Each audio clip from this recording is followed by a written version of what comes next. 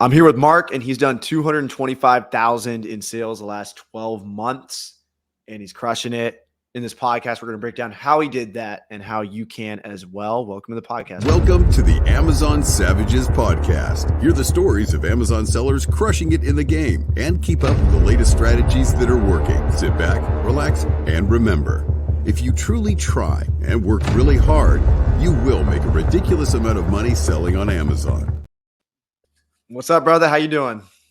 Good, Avery. How are you, man? Pretty good, pretty good. So break down how you got to 225,000. How did you do that? Because that, for some people, that sounds light years away, you know?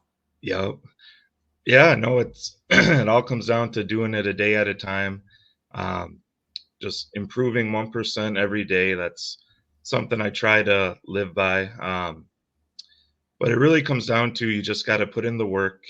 So, we all started with, whether at RA, OA, we started being terrible, right in the beginning. I started going to TJ Maxx, Ross, and you would scan 100 things and maybe you'd find one or two things that, make a profit. So it's really just, you got to get through that initial hurdle, the initial, like embrace the suck, I guess, which Chris Grant, I know, says that a lot, which it's so true. But once you find one item, now, you can keep that in your head, store it like in your memory bank to be like, all right, let's go to another store, find an item similar like that. And you just keep snowballing the process till eventually, you might have 50 to 100 items that sell well. And you can just go in the store, look for those items, keep replenishing them. And eventually you'll just keep getting more inventory and learning more and more about what sells, what doesn't, what to look for. It's just a big snowball effect. So you just got to get in there, keep going, keep learning. And yeah, eventually you'll, be sitting pretty good. Yeah. So what are you looking for? Are you looking for low sales rank items, high profit? Kind of walk us through, like, you got your phone. Are you looking up Amazon Seller app, using Seller Amp? What's it look like? Yeah. So in the beginning, I was really just using Amazon Seller app. And lately, I don't like they like updated the profit calculator or something with it. And it's pretty bad now. So I'm actually in between using apps. Like, I'm leaning towards Scoutify or Seller Amp. But I would basically scan it. And in the way beginning, I would print like a sheet that showed the top 1% of sales for each category. So I would make sure, like, if I scan toys, that the sales rank was under like 75,000. So I'd be like, oh, that's in the top 1%. Like, I know it's a good sales rank. And like, I should have had the habit of checking Keepa too. But sometimes you're just trying to go quick. So taking that extra 30 seconds to look at the chart. I think you should do it. I didn't do it all the time, but primarily sales rank is what I would go look for. And you want to check review count as well.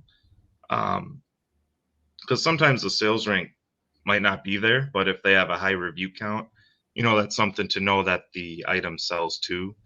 So primarily sales rank, and also check your competition. So, is there 100 sellers on it? Are there 5? Those are all good things to check for, but kind of sales rank and Keepa should be like your top 2. And what are you spending like a day on inventory? Like, what's a good day? Yeah, I'd say like a big spend day for me would be like $1,000 probably in one day. If I do RA, like, I could spend anywhere between 1,000 to like 1,500. It all depends, because that's kind of the negative with RA. You're just dependent on what's in the store, So if you have a couple bolos and they don't have them in there, you're not going to get much. But yeah, it kind of fluctuates. But I'd say a big day for me would be spending like 1,000 to 1,500.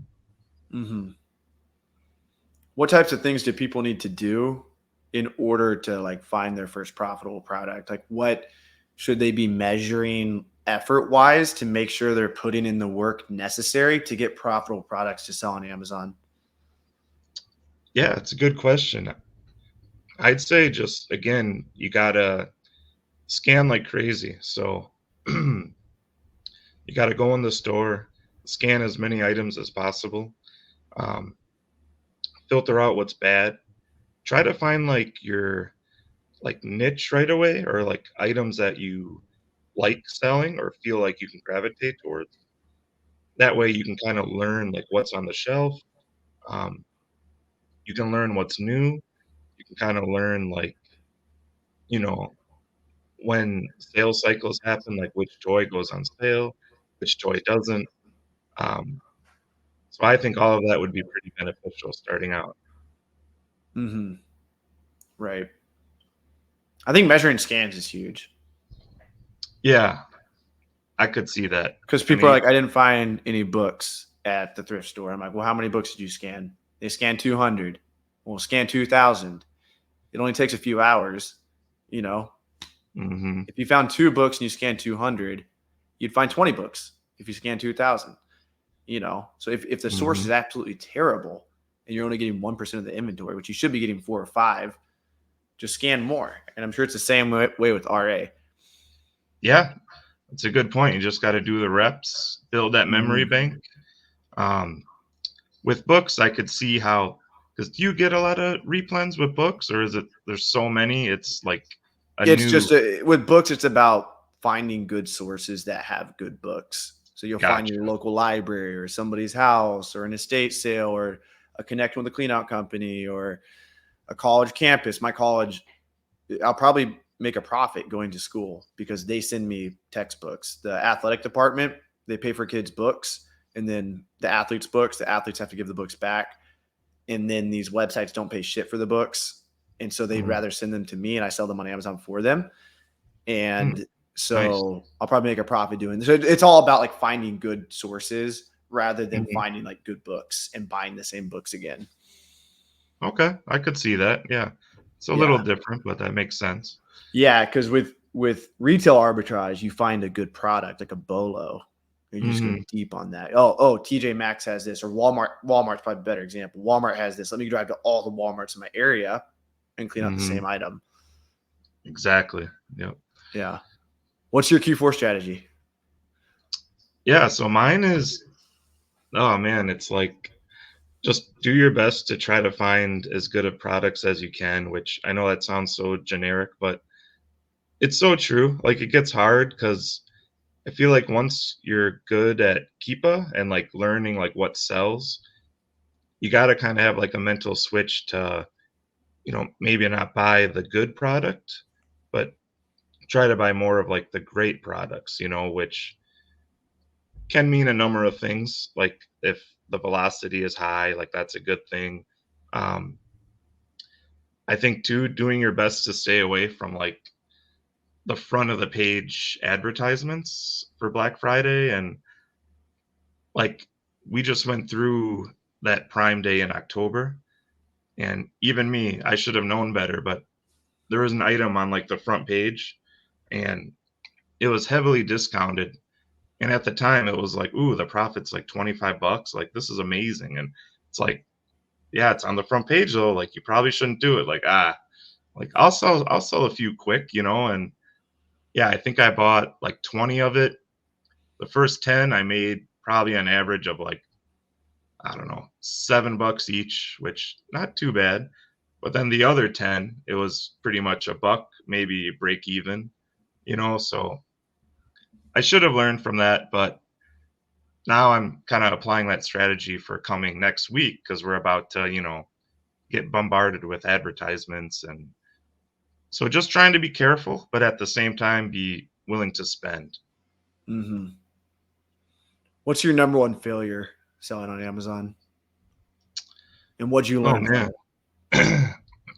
Yeah, I feel like, I mean, I guess, us small business owners, we fail a lot. And I think that that's a good thing because if you're failing, it means you can learn from that and move forward.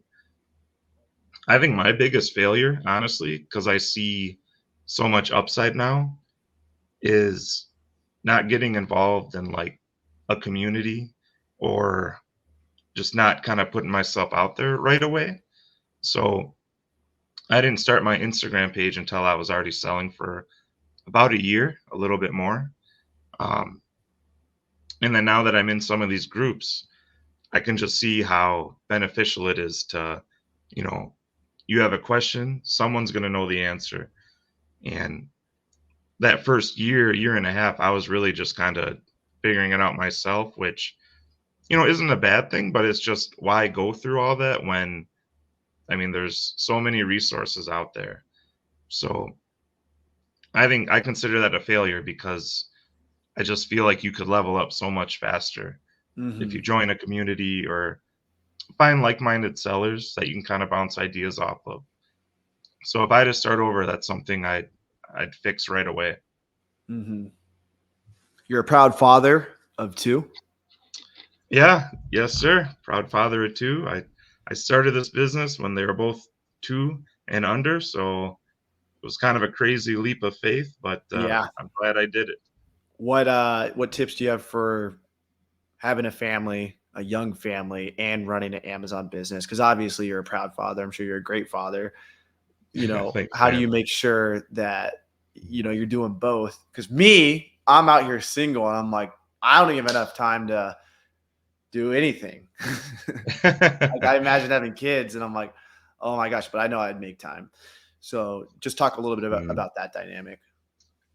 Yeah, man, absolutely. I was kind of nervous getting into something like this, especially having kids because, you have a ton of responsibility. You know, I've got mouths to feed, and so making that initial jump was scary, Yep. but, you know, and even honestly, like at the time, I would watch a lot of Gary Vee, and he's just so positive. And, because I used to think too, like, oh, I'm in my mid 30s, like doing something like this I'm too old. Like, there's no way. And, I feel like he kind of started like a good movement where it's like, no, you're, never too old. A lot of people start business 40s, 50s, whatever. So I think just having a good mindset, like knowing anything's possible, like you can still do it. It's just a little different. Like it would be harder for me to, do RA for 15 hours and then kind of miss everything. So I think just trying to come up with like a schedule will help, but also like not being afraid to kind of take the initial leap. So I'd recommend though, if you are, a father or a mother with kids, is maybe supplement with Amazon. So like keep working your job, start Amazon, initially see if you like it because you might not like it, and you don't want to quit something and start out at Amazon and you hate it. Like that's not a Mhm. good situation. So Right. I'd say ease into it, work your main job, start Amazon. If you're happy doing both, do both because why not? Otherwise, eventually, if the goal is to leave the 9 to 5, use your income from your job, build it up, and you'll get to a point where you'll feel comfortable and ready to jump. I mean, it's always scary though. You never know. Health insurance, all this stuff, like there's ways around it all. So Yeah. if you have a question, ask someone who's done it before. It's so funny. The older generation, my parents are part of this generation, but they're like, "What are you gonna do about health insurance?" And I'm like, "You'll fucking pay $300 a month for it." Like, I hmm don't need to be a teacher and have a government job or a job that gives me health insurance to survive, and hmm social security and all that. But I think most entrepreneurs have the goal of one day retiring, and that is my goal. I want to win the game, and I never want to work again. I don't want to have to worry hmm about social security, anything like that. Like I want to be financially free from the fruits of my efforts in my business. I think every business owner should have that goal. Maybe not. Maybe some people are just like, I want cash flow. I want to make an extra 10K a month. But for me, I want to make so much money from this business that I never have to work again. What kind of goals do you have for yourself? What expectations are you setting a year from now and 5 years from now? And do you want to free yourself forever and like just build that nest egg that you can live off of? Yeah, man, that's a good question. And I think you got a good goal too, man. Like that's a smart way to do it. But for me, really, my goal is to build this. Like I don't see myself building it to a point though. I mean, you never know, but I just don't see it where I get like a warehouse or where, Yeah. I don't either. multi-million. I don't want to get the Yeah, warehouse. I'm going to use prep. yeah, exactly. And that's one thing too I'm trying to get better at is being more actionable quicker. So um like I just started getting in talks with getting a prep center going because I do eventually like want to just be hands off as much as I can. So like in the year from now, like it would be nice to kind of be all prep, all prep center, doing OA, and then I thought I could do RA on the side just to keep building it. Um, but I guess my main goal would be to kind of get eventually to prep center, um, doing OA wholesale, and kind of being able to, if we wanted to pick up and move and leave, or, you know, I used to live in Hawaii for about 5 years. So if we wanted to get over there again, it would be kind of cool that you could pack up, go, and keep running a business from your laptop. So that's kind of one of my goals, as well as getting into private label maybe eventually down the road. And I mean, everyone's dream is to get into private label, sell it to a brand, and you know what I mean, like go from 100%. there. So those are kind of the top two like end games for me, what I'm looking to build towards. Heck yeah. What's a common myth about selling on Amazon? I think that everyone thinks it's like really easy, or that like it's like fake in a way. Like, Yeah. It's like either end of the extreme. Too good to be true. yeah, Easy. They either believe the lie or they reject it and say it's all bullshit. exactly. So, I mean, because the concept is so simple, it's just buy low, sell high. Like Yeah. anyone understands that concept. You buy something for 10, you sell it for 25, rinse, repeat, right? It's like, okay, yes, but there's so much that goes into it. So I think that yes, the concept is easy, but selling on Amazon, I mean, I've been doing this, so come March, it'll be 3 years for me, which I still feel like that's not a ton of time. Um, and I feel like I still have a ton to learn. Like I haven't even scratched the surface. So I just think that yes, it is easy, but there's just so much to learn. And if you want to level up, like it's out there. Like you just got to find the information, um, find another seller doing better than you, and you can learn from them easily. What experience have you had kind of networking with sellers above you, and how have they helped you? And how did you even get the relationship in the first place? Sure. So really, so I joined my first like group was actually this January. I did um, Chris Grant's OA challenge. So that was kind of the first like part where I'm like, wow, this is awesome. And just learning from Chris, like that was huge. Like I felt like I leveled up like tenfold just taking that course and Mm-hmm. um, running with it. And then there was a few guys that took that course with me, and we've kind of been talking ever since, trying to help each other level up and whatnot. But even guys like similar to yourself, you guys have tons of experience. You're pushing out, great content for all of us just to kind of learn from. Um, so I just think again, having that growth mindset, just learn from people like yourself, other experienced sellers. Um, there's times if I'm confused, maybe I'll reach out to a seller above me or the people around my level. Um, even some courses. So like, yeah, I took the OA challenge. I also took the wholesale challenge then with Chris and Corey. Um, so just that's kind of been helping me level up. Nice. And you got your Instagram page too. Yeah. Yep. I got my How Instagram. is That's that kind of my working? main thing. And So what advice would you have for someone? And what are the rewards that you've had from having a personal Amazon brand on your Instagram? A Yeah, personal brand for your selling on Amazon. You're sharing your Amazon journey on Instagram. yeah, man. It's connecting with other sellers has been huge, and I know everyone says it, but it's so true. So, Mm-hmm. and I kind of think selfishly, like it's kind of cool that I can go back in time to when I first started the page and be like, okay, like, that's what I was doing a year and a half Yeah, it's ago. like a And little diary that you put out there in the world, and yeah, it shows an extreme amount of confidence and vulnerability because the truth is you could fuck it up and it might not right. work out. And so to post your journey online shows the confidence that you think it will work out. And the truth is, if you work, it will work out. And Hmm. being able to have a whole journey documented not only builds confidence in yourself, but other people look at you and it leads to an endless amount of opportunity because they see you're legit, that you have confidence in yourself, that you're able to build something from nothing. And it leads to so many networking opportunities along the way.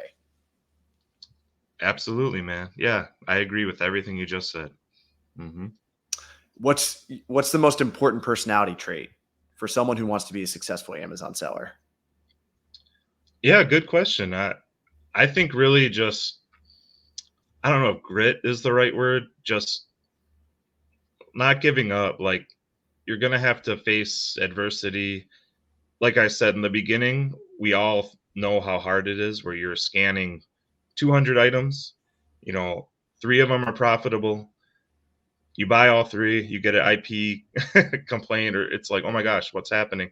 Um, so you gotta learn to roll with the punches. You gotta constantly be learning. So I guess it's a mix of grit and just not giving up. Like, you gotta be determined too. I think always having, like, an end game in your mind where you're like, "You know what? I'm scanning 200 things. This is awful. All right, but I keep hearing on social media, everyone does this. So this is me putting in the work. I got to keep Mhm. doing it because my end goal is I want this to be my full-time job. I want this to be my thing. So it's like you got to find something too that just keeps you pushing, whether it's for your kids, whether if you want to live, in another country and work remote, like keep that in the back of your mind too. But yeah, I think just determination, like those are all really good traits to have. Mhm. What's a piece of advice you could give to a younger version of yourself that wasn't really obvious? You didn't really think it was, something starting out, but you wish you would have known. Sure. Yeah. I'd say in the beginning, like right away, and as obvious as it sounds, treat this as like a legit business. Like, you know, yes, people have it as a side hustle. Like, yes, people do it for extra income, but especially if your goal is going to be like, this is going to be my like job, or this is what I'm going to do to get the most money, like treat it as a business from day one. So get your books in order. Like, I mean, that's always such a hot mess, like, but if you right away from the beginning, make an Excel sheet, keep track of all your things, um, have a good system for your receipts, you know, um, just if you could start with that simple stuff, but do it really well, I think down the road, like that would just pay dividends. Like, I wish I did stuff like that, and inventory lab, seller board, all that helps. But I feel like if you could get those systems in place right away, treat it like a business, Mhm. like that's just a huge thing. Like I wish I did that. 100%. We're going to see you in Miami this year, Oh man, potentially. I'd love to go. If I can make it work, maybe I'd have to March bring the 15th through kids. 17th, MiamiSellersConference.com. Yeah, man.